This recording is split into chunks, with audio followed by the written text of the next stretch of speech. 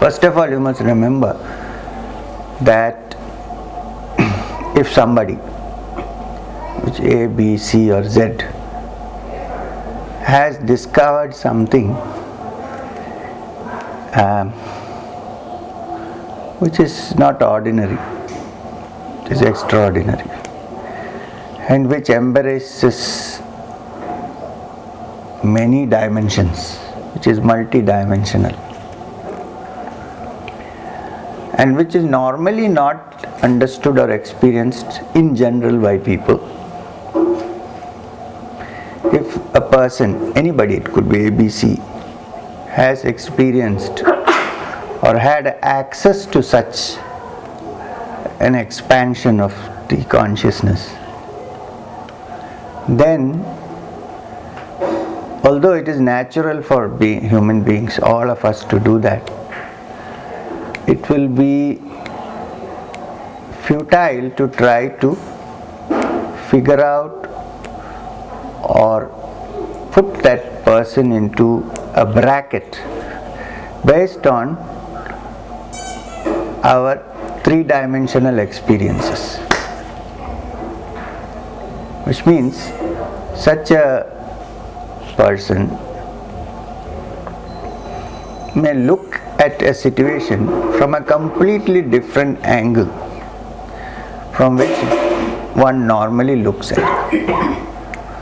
For instance, he might, what others consider as a loss, he may consider as a gain. What others consider as a gain, he may consider as a loss. Quite possible. Not compulsory. There are no, again, don't make any generalized formulas for this, saying that everything that we think is negative, he will think as positive. Everything we think of positive, not like that. Depending on the situation, depending on the circumstances, because that person's mind is very clear, open, and can see at least a little beyond what the ordinary sight can see. He may not be omnipresent, omnipotent, or omniscient. No human being with a human brain and body can be omnipresent, omniscient, and omnipotent. If you get that out of your mind, many questions will be answered. Like the question of why great people appoint somebody as their successor, somebody you consider to be great, and then it turns out after they passed away that the person they appointed is not coming up to the standard. So one begins, oh, was he omniscient? Then how could he have committed? Nobody is omniscient. Nobody. No human body is omniscient, omnipresent, or omnipotent.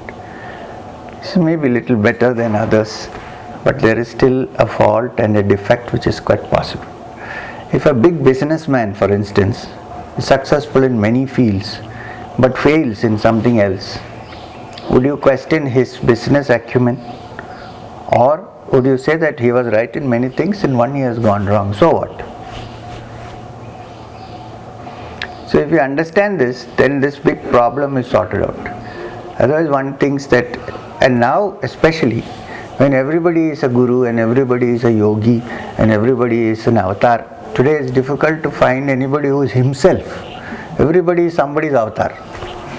That is the stage of Kali Yuga now. Nobody is himself. You ask him, I am an avatar of this. I am never myself.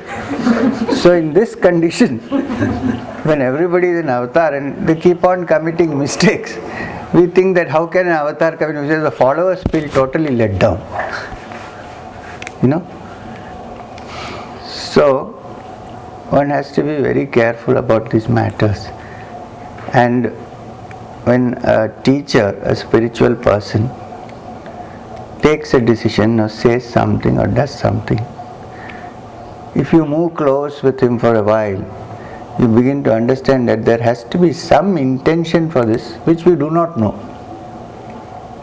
And what you see as positive may be seen as negative. Suppose somebody goes to such a person and says, I am suffering now, I'm financially, I'm in great trouble, and this, that, so please bless me.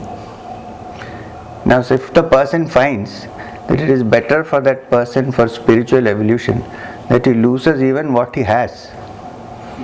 And he may say, okay, I am blessing you. He'll go back and lose everything and wonder, what is this man? He blessed me, I lost everything. That is good for that person at that moment, which one cannot understand with one's limited understanding. Very often, it's only sorrow that can wake us up. I'm not saying that every time. Doesn't mean that if you go to a holy man, he'll always say, destroy you. You see, don't make formulas. You understand what I mean? Under circumstances, particular circumstances, in particular situation. So therefore the most important thing, the key to this understanding is that there are no clear-cut and watertight formulas. We are going into an infinite world where there are no such watertight compartments, there are no such common formulas. There is not one formula by which thousands of people can attain moksha.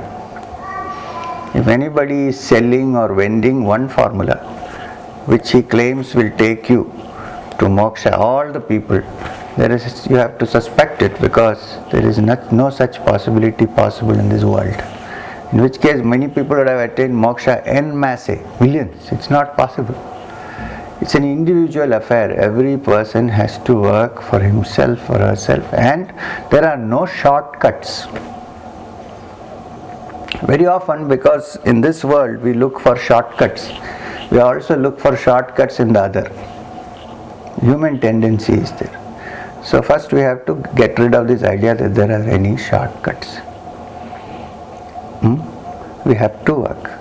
And there is another illusion that if you live with a realized person, in brackets, whatever it means, in quotes, which we hardly understand what it means. If you live with a realized person for 35 years, then you will, or something will rub off and you will also become realized. Not necessary at all.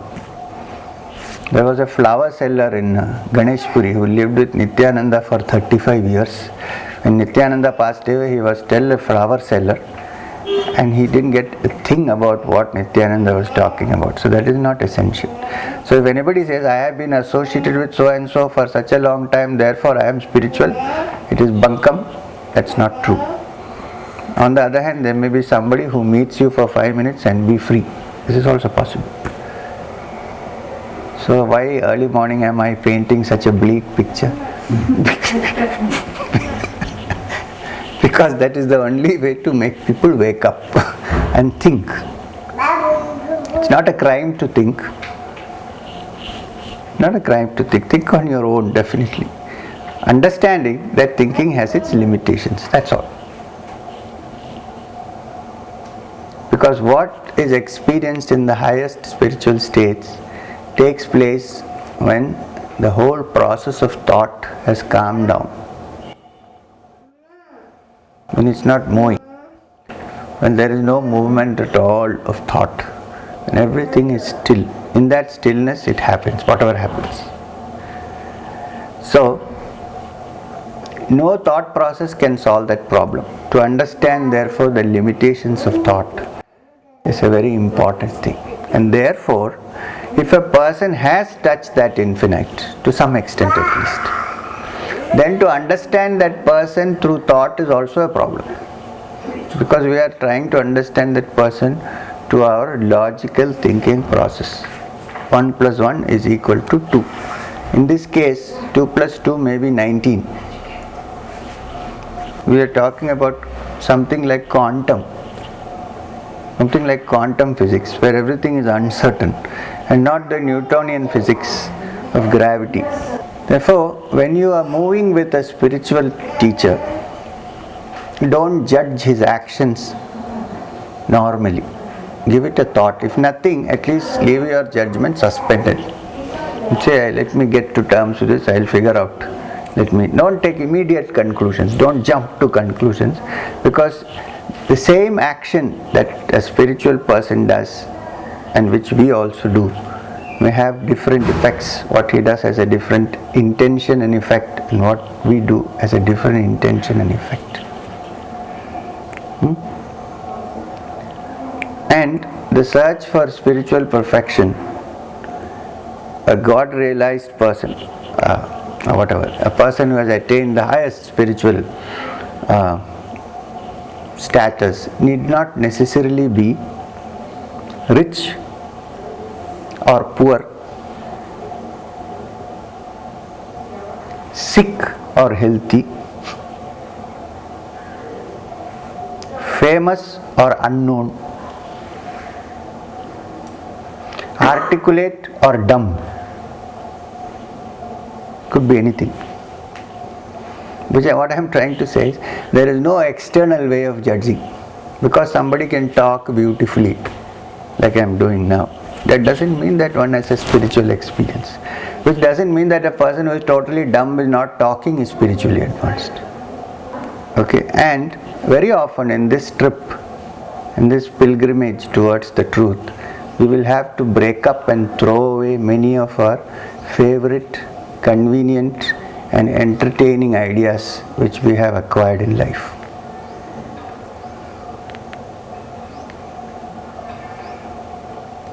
And spiritual progress is not hereditary. You cannot appoint my son. I can't say Roshan will be my successor. He is highly spiritual. There is no such thing. It could be anybody.